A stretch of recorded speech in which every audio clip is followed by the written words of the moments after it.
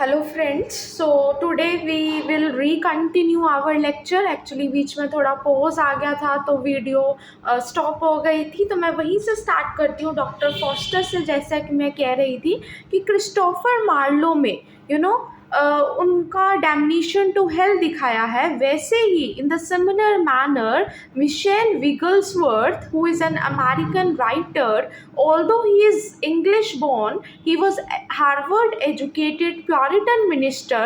जो उनका एक वर्क है the day of the doom 1662, इसमें प्योरिटन थीम्स हैं। क्या है इसमें? प्योरिटन थीम्स हैं। Again Pico della Mirandola is a proponent of free will, and John Calvin is conveying the message of predestination, that my fate is already decided. Anything I do, it doesn't matter, it has already decided by God। ठीक है। Next जो हम आज writing पढ़ेंगे, Olaudah Equiano. Who is the writer? Olaudah Equiano एक important black writer है, और Jupiter Hammon is also an black writer. तो वहाँ पे आप देखिए कि ब्लैक्स को इतना ज़्यादा इंपॉर्टेंस नहीं मिलता था। वाइट प्योरिटन हेजेमनी थी। That means Puritans who are considered as religious people, they were marginalising, they were silencing the voices of these black people, but there are writers still there who are writing for their rights, and such writer, one example of such writer we can take is Olade Iquano, who is writing an autobiography। ये अपनी खुद की जीवनी लिखते हैं, किस नाम से? The interesting narrative of the life of Olade Iquano और Gustavus Vasa the African in 1789। So it is an important work, and it shows that how slaves are being brought and Puritans are shaping the American literature via, they are shaping American identity via these kind of writings, via these American literature। Next is Jupiter Hammon. ये भी black American है, poet हैं। इनकी poems की बात करें तो again religious touch is there. I am again repeating, you can also see the map and contextualise it कि कैसे आप English route area, English routes हैं and they are attacking the America. So an address to the Negroes, an address to the Negroes of the state of New York, because he lives in New York, he was a slave, वो खुद एक गुलाम रहे हैं long island New York में। तो इनकी religious poem New York के ही Negroes को एड्रेस करती है। नाम क्या है राइटर का? Jupiter हैमन। And again a beautiful poem, An Evening Thought, was the first poem published by black male in America। Next देखेंगे, अगर हम रोमांटिक पीरियड की बात करें, फिक्शन की बात करें, writers like Walt Whitman, Nathaniel Hawthorne, Herman Melville, Moby Dick, and Typee also important work. Then Edgar Allan Poe, short stories. Who doesn't know Emily Dickinson? The success is sweetest by those who never have tested it. जिन्होंने कभी success को test नहीं किया है ना, जैसे कभी for example you have not gained success, तो उसकी अहमियत एक लूजर से ज़्यादा और किसी को समझ नहीं आती। They know the real worth of success. Such great lines are depicted by the poems by Emily Dickinson, maddest in divine sense. So these are the poems. So transcendentalism एक मूवमेंट चला अमेरिकन में, जो एक spiritual kind of movement we can say, which want to go beyond the materialistic world. तो ये सारे United States के literary generation जो है प्रोड्यूस करते हैं। These people, these are literary generation who produce greatest works। तो रोमांटिक विजन का अगर हम देखें, रोमांस की क्या डेफिनेशन देते हैं नाथनियल हॉथॉर्न, जो इनका एक इम्पॉर्टेंट वर्क है। It was in the MA also, I remember, the Scarlett letter. And our teacher beautifully depicted that the narrative of Scarlet Letter, how this Arthur Dimmesdale and he is in love affair with Hester Payne, उनकी एक बेटी भी होती है Perl नाम की, such a beautiful name। और उसको how Puritans are segregating them, how Puritans are putting a line कि आप उसको demarcate कर देते हैं सोसाइटी से। So theme of wilderness versus civilization was prevalent, and उनको एक लेटर मिलता है वो एडल्ट्री का एक एक्चुअली क्राइम होता है. सो प्योरिटन्स क्या करते हैं, उनको एक बैच बना के देते हैं and on their bosom they have to wear that A letter. So that was all about the literature at that time, which was telling the condition of America at that period. तो आप देख सकते हैं travel routes कैसे English word using to reach America. So romantic का क्या definition देते हैं हॉथरॉन, a heightened, emotional and symbolic form of the novel. So romances were not just love stories but serious novels that use special techniques to communicate complex and subtle meanings. Okay, so you have to get that. So easily ऐसा नहीं है कि आपको easily present किया जा रहा है, आपको वो subtle meanings है जो आपको खुद discover करने पड़ेंगे उनकी writings में. So Hawthorne, Melville, Edgar Allan Poe, they shaped heroic figures. They were, which were larger than life. They were like burning with mythic significance. हम देखेंगे इनके कौन कौन से कैरेक्टर्स हैं, रियलिस्टिक कैरेक्टर्स हैं. तो अगर प्रोटैगनिस्ट की बात करें अमेरिकन लिटरेचर की, उनके राइटिंग्स की, हॉन्टेड होते हैं, एलियनेटेड होते हैं, उनको अलग किया जाता है main stream of the society से, हीरोइक होते हैं, full of enthusiasm, bravery, larger than life, anguished spirits, although they are depressed from inside, but they have the capability to cope up with that stress, to cope up with that the kind of mind state they are having. Lonely protagonist होते हैं, जैसे हमने पढ़ा कि alienated होते हैं थोड़ा, they were pitted against unknowable dark fates. ठीक है, तो डार्क रोमांस भी एक टर्म है, आप इसको सर्च करके कमेंट सेक्शन में ज़रूर लिखिएगा. डार्क रोमांसेस इंटरव्यूज़ में कई बार they are asked, the reason for the fictional exploration, they want to go it in the hidden recesses of the soul, कि क्या सोल का जो एक हिडन पार्ट है which is not closed, which has to be unfolded, which has to be yet opened, वो उसको discover करने की कहीं ना कहीं अमेरिकन राइटर्स कोशिश कर रहे हैं. They are attempting. ओके, वही ट्रेडिशनल कम्युनिटी लाइफ दिखाते हैं अमेरिका की, और किस कॉन्टेक्स्ट में अमेरिकन राइटिंग्स लिखी गई. ये तो बात होगी प्रोटैगनिस्ट की. प्रोटैगनिस्ट आप समझते होंगे मेन हीरोज.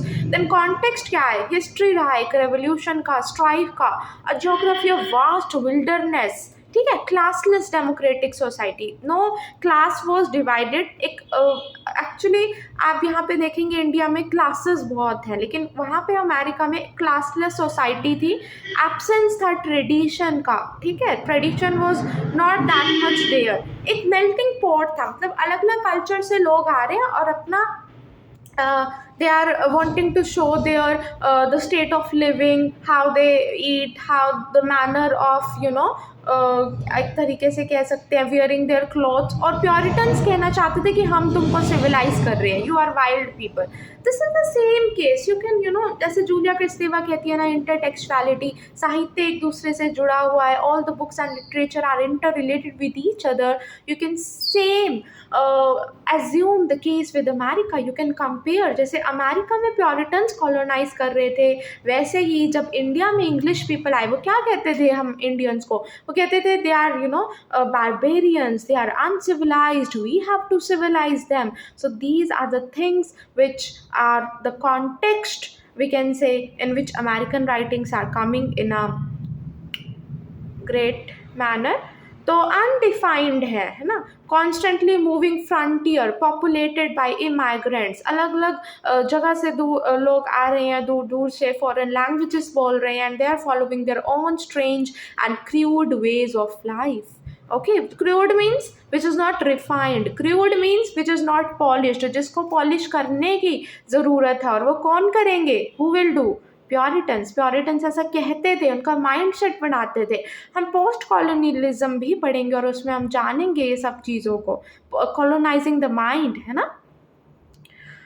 अमेरिकन प्रोटैगनिस्ट, अगर लॉनर्स की बात करें तो Taipei is a great work by Melville in which protagonist finds himself alone among cannibal tribes. Cannibal tribes में एक तरह का रॉबिन्सन क्रूसो भी है, वो भी अपने आप को अलोन मानता है, and Friday is a servant there. And how Robinson Crusoe किसका वर्क है, Daniel Defoe. Daniel Defoe. And how Robinson Crusoe is a man who is very much heroic, and he dares to live in that island world, and वो कैसे Friday पे अपना religion impose करता है, Christianity का, एक तरह का स्लेव बनाता है उसको। तो वही पोस्ट कॉलोनियल लिटरेचर में एक बहुत इंपॉर्टेंट राइटिंग है, टाइपी बाय मेलविल, जिसका हमने थोड़ा सा कंपैरिजन किया रॉबिन्सन क्रूसो बाय डेनियल डीफो से। Leather stocking novels. The protagonist explores wilderness. Okay, Edgar Allan Poe also have solitary individuals. You know, solitary, again they're witnessing lonely visions from the grave. Grave is what Emily Dickinson has also shown in her poems. बहुत बड़ी themes हैं उनकी, जैसे बहुत deep और serious themes हैं, like death, okay, and a kind of dream in also, in which she always sees strange figures like death and fate. तो ये सब चीज़ें एडगर एलन पो में, और ये लॉनलीनेस को दिखाती है, क्योंकि एमिली डिकिंसन का अगर हम पर्सनल लाइफ देखें, डिकिंसन सीरीज भी है पूरा, 10 episodes I think you can watch on Telegram और एनी अदर प्लेटफॉर्म, आपको फ्री अवेलेबल हो जाएंगे। तब उसमें देखेंगे कि कैसे एमिली डिकिंसन को उसके फादर प्रोहिबिट करते हैं उसकी राइटिंग्स एस्टैब्लिश करने में, although he was a great Congress leader, but उनका उस टाइम माइंडसेट क्या था कि नहीं, girls were not allowed to write, वो अपने राइटअप्स को एक्सप्लोर नहीं कर सकती, अपने थॉट्स को एक्सप्रेस नहीं कर सकती, अपने विचारों को व्यक्त नहीं कर सकती। और कैसे एमिली डिकिंसन अपनी पोएम्स छुप छुप के लिखती थी, उनका एक बहुत बड़ा ट्रंक था जिसमें वो छुपा के लिखती थी, और जितने भी आप देखेंगे उनके works are posthumously published, and that means after the death of the writer. और एक बहुत इंटरेस्टिंग चीज़ आपको बताना चाहूँगी, जब एमिली डिकिंसन की डेथ हो गई तो उनके ट्रंक में से जो उनके सर्वेंट हैं, मेड हैं, उन्होंने इतने सारे पोएम्स देखे, एक छोटे से वर्क, एक छोटे से पेज पे इंक, उस टाइम इंक पेन्स होते थे, तो she use to write with them. और हम देखेंगे उसमें पर्सनल लाइफ में जाए तो उनकी खुद के फैमिली मेम्बर्स की कितनी डेथ हुई है, तो उनसे वो बहुत ज़्यादा प्रभावित रही है, वो उनको सारे पागल कहते थे, a kind of eccentric lady who wears a white dress like a gown. और आप इसका सेम देख सकते हैं, एक चार्ल्स डिकेंस का नॉवल है ग्रेट एक्सपेक्टेशंस, है ना, उसमें मिस हैविशम को कॉम्पेसन लीव कर देता है, लव अफेयर, एंड और वो सारा टाइम जब दुख में होती है तो उसकी क्लॉक्स भी क्लॉक्स का टाइम नहीं चेंज होता, so clocks didn't move at the time, और वो हमेशा एक वाइट ड्रेस में पहनती है, और वही वो अपनी वहाँ पे एस्टेला है, if I am not wrong, वो एस्टेला को सीख भी यही देती है कि boys are not good because Compeyson her lover has एक तरह से लेफ्ट हर। तो वही चीज़ें हैं कि आप कैसे जब दुख में होते हैं तो आप किस तरह से अपने इमोशंस को एक्सप्रेस करते हैं, whether in a positive manner और whether in a negative manner. ऐसा कहा भी जाता है, situation can make you or break you, so it depends on you that how do you take the situation. So literature always teaches us great lessons of life. तो Emily Dickinson ने वो अपने writings के through दिखाया, लेकिन एक काफ़ी ही pessimistic view भी हम देखते हैं एमिली डिकिंसन का। उनकी राइटिंग्स एक बहुत ज़्यादा आप देखेंगे इजीली आप उसको ग्रास्प नहीं कर पाएंगे, you have to go in the depth of her mind in order to comprehend her poems. तो लेदर स्टॉकिंग नॉवेल्स हम पढ़ रहे थे एनीवे, एडगर एलन पो के solitary individuals we were talking about who were witnessing lonely visions from the grave. Then Hawthorne's work, Nathaniel Hawthorne जिनका Scarlet Letter है, Young Goodman Brown. Young Goodman Brown, here a protagonist meets the devil. किससे मिलता है? Devil से मिलता है जो forest में मूव कर रहा होता है। तो kind of supernatural things we can easily see here, like Samuel Taylor Coleridge, तो Rime of the Ancient Mariner. तो बहुत इंटर रिलेट करके चीज़ों को पढ़ सकते हैं, लेकिन उसके लिए आपको एक नॉलेज होना चाहिए जो आप समरीज के थ्रू, गूगल स्पार्क नोट्स के through, in the Google Wikipedia आप टाइप कर सकते हैं रैंडमली एंड आपको मिल जाएगा material in the digital world. It is becomes very easy if you are very much eager to know the things. अगर आप एक ट्रू रिसर्चर हैं और हमको सबको नेट करके एक रिसर्चर ही बनना है, we have to pursue our PhD, so why not to instill those habits in us, inculcate those habits in us from now only, okay? Romance की बात करें, so most of the romantic heroes die in the end. जैसे आप देखेंगे Moby Dick में all the sailors except for Ishmael के अलावा मॉबी Dick novel में सारी ड्राउन मर जाते हैं, मतलब डूब जाते हैं। Arthur Dimmesdale also dies at the end of the Scarlett Letter. Tragic not becomes dominant in the novels. आप देख सकते हैं रोमांटिक चीज़ों में भी, जहाँ हम लव स्टोरी की बात करते हैं वहाँ पर एक ट्रैजिक नोट कैसे आता है नॉवेल्स में, even before the civil war of 1860s। So Nathaniel Hawthorne, अगर थोड़ा पर्सनल ऑटोबायोग्राफी, पर्सनल इनके डिटेल्स देखें, he was born in Salem Massachusetts. उनके जो नॉवेल्स थे वो प्योरली सेट थे इन प्योरिटन न्यू इंग्लैंड, और वो कैसे कॉपर के लेदर स्टॉकिंग टेल से काफ़ी ज़्यादा प्रभावित रहे हैं, कैसे उसमें फैमिलीज़ को अमंगस्ट वाइल्डरनेस दिखाया है। तो वाइल्डरनेस वर्सेस सिविलाइजेशन एक हमेशा से एक थीम रही है अमेरिकन नॉवेल्स की। So Hawthorne stories and novels repeatedly show broken, cursed or artificial families and the sufferings of the isolated individuals. Isolated means जो अलग रहते हैं। तो आपको लिटरेचर को समझने के लिए रट्टाफिकेशन मारने की कोई ज़रूरत नहीं है। जब आप चीज़ों को समझेंगे ऑटोमेटिकली आपको चीज़ें याद रहने लग जाएंगी। जैसे ब्लूम्स टैक्सोनॉमी में भी हम पढ़ते हैं ना कि जितना हम खुद को इन्वॉल्व करते हैं उतना हम याद रहती है चीज़ें, एंगेज करते हैं। टीचिंग एप्टीट्यूड भी पेपर 1 में आप यही सब चीज़ें पढ़ते हैं। So take it like that only. Hawthorne का एक अनदर वर्क है my dear friends, the House of the Seven Gables, और गेबल्स ही है शायद इसकी pronunciation. It uses the idea of a curse on the family of an evil judge. Curse means a bad omen or kind of बुरा साया which we say in Hindi. Scarlet Letter 1850 में आया। Years आपको remember करने हैं, कुछ चीज़ें हमको रिमेंबर करनी पड़ेगी undoubtedly. It is a classic portrayal of puritan America. It is set in Boston city. पूछ सकते हैं कहाँ पे सेटिंग है, अराउंड 1650 जब अर्ली प्योरिटन्स ने कॉलोनाइज किया था मैसाचुसेट्स को। So novel highlights the Calvinistic obsession with morality. वो एक ऐसा वर्ड क्रिएट करना चाहते थे जो बिल्कुल मॉरल है। So sexual repression, guilt and confession, these themes can be easily found in Hester Prynne, this lady जिनका यंग अफेयर रहते एक religious sensitive man Arthur Dimmesdale से। बहुत सुंदर स्टोरी है, you will enjoy this. You can also see the summary of this work, okay, Scarlet Letter. और sophisticated writers Ralph Waldo Emerson and Herman Melville, वो क्या एक कमेंट्री करते हैं कि बुक की हेलिश पावर है। This book has hellish power which is recognised by them, Emerson और हरमन मेलविल के द्वारा नैथलिन हॉथरॉन में। So House of Seven Gables में हॉलग्रेव एक प्रोटेगोनिस्ट है जो हॉथरॉन की खुद की डेमोक्रेटिक डिस्ट्रस्ट है। जब हम अपने व्यूज़ राइटिंग्स में दिखाते हैं तो हम प्रोटेगोनिस्ट को भी वैसा ही बना देते हैं। So Holgrave is depicting is raising the issues of Hawthorne's on democratic distrust मतलब जो विश्वास खत्म हो जाता है, of old aristocratic families. Then presence of again distrust है एक उनका।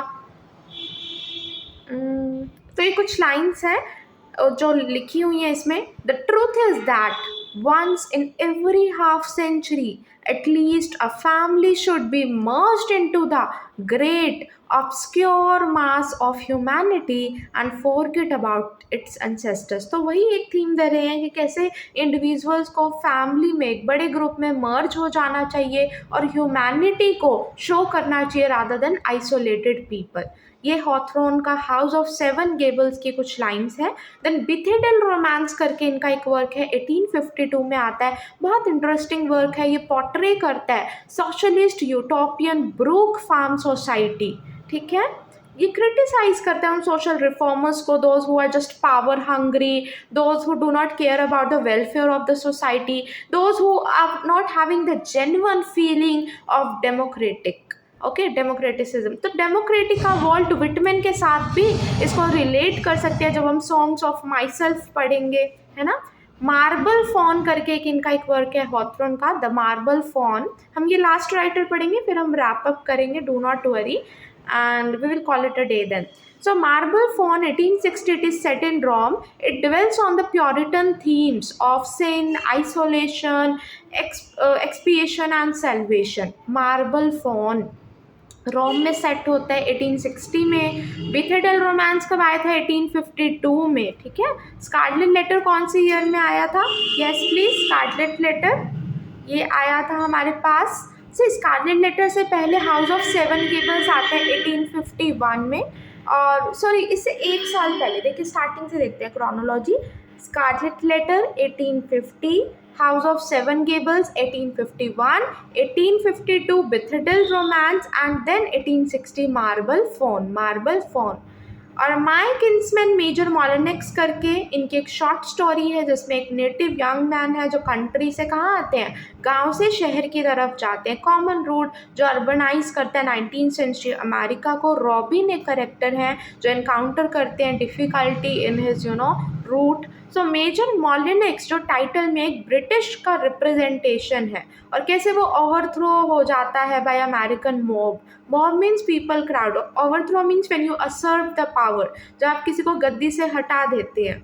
सो it is also short story. और हरमन मेलविल को, इनके राइटिंग्स को हम अगली वीडियो में पढ़ेंगे. Thanks for joining in. If you really are endorsing, really liking these lectures, you can hit the like button, subscribe the channel, and you can share also if you like it. Okay, thank you very much. Keep learning literature.